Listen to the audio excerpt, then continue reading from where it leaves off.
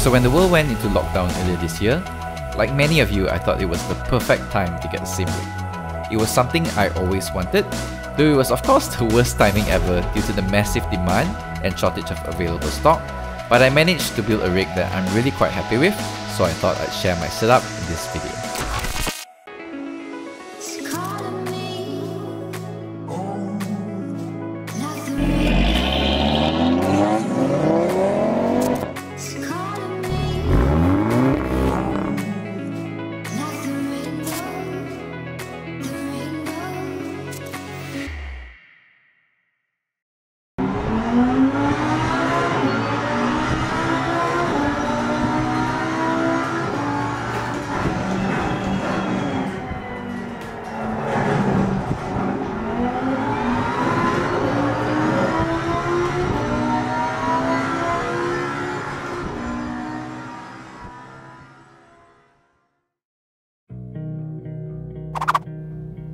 Starting with the steering wheel, as this is what you'll be touching most, and with my love for Alcantara, I went with the Thrustmaster T300 Ferrari that's actually wrapped in original Alcantara.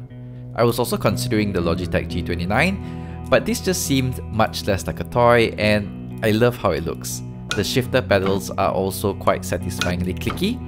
I would probably upgrade to a direct drive steering wheel like the SimMagic M10 at some point, because the force feedback from the T300 RS is quite underwhelming, especially compared to my base shaker setup. The pedals though was the biggest letdown and just really felt like a toy, so I felt like I needed to upgrade those first. They say that the pedals are the most important piece in the setup, so after lots of research, I patiently waited to purchase a set of Heusinkveld Sprints from G Performance and jumped on them the moment they were in stock. Special thanks to a good friend who helped me with the shipping too. These are considered pretty much one of the best pedals you can get, other than the Ultimates of course, and some other really baller, massively engineered pedals.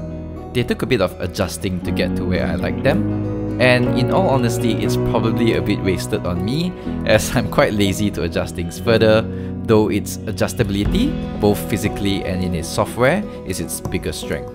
They are miles better than the standard T3PA pedals, and they look freaking amazing.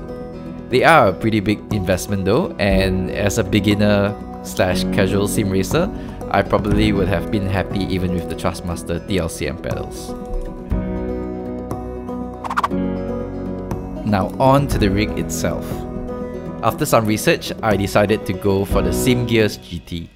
These are made locally, and Jabat was really great to work with too, and really flexible with my requests.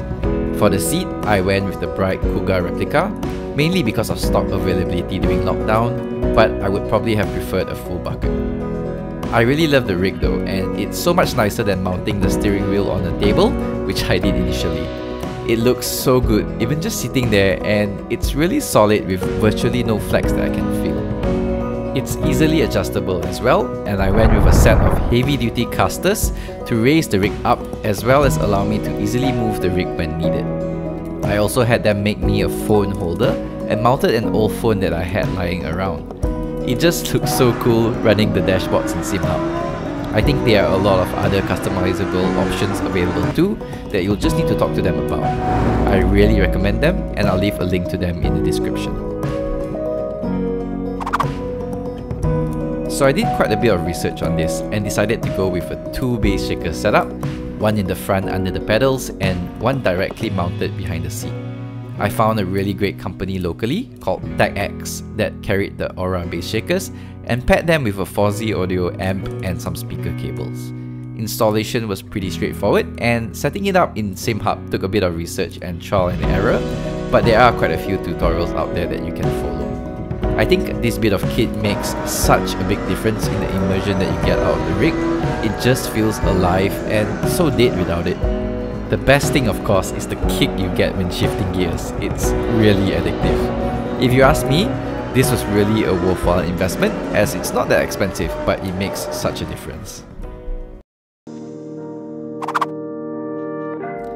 For my monitor, I have an Asus VG35VQ ultrawide that I also use for work and editing by mounting the monitor on an arm that I can move around. My gaming PC is the PC that I built for editing.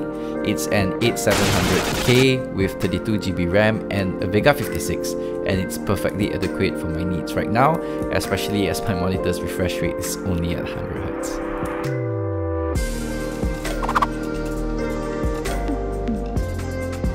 So I'm playing Assetto Corsa and ACC right now, though I also purchased iRacing when it was on sale, but haven't got around to trying it yet. To be completely honest, I don't have much time to spend on the sim due to other commitments, but I really enjoy doing some quick hot laps whenever I have some time to spare. And I guess that's the best thing about having a rig. There's something for everyone, and if you love driving, it's really something that you need to have at least once. They say it also makes you a better driver, and maybe one day I'll see the benefits when I start tracking my car in Sabang again. Until then though, I'll be happy with hot lapping Spa, sometimes at 1 AM in the morning when the kids are asleep, and that alone makes all of this worth it to me. So thanks so much for watching, I appreciate having you around. Subscribe for more, give the video a like, and I'll see you in the next one.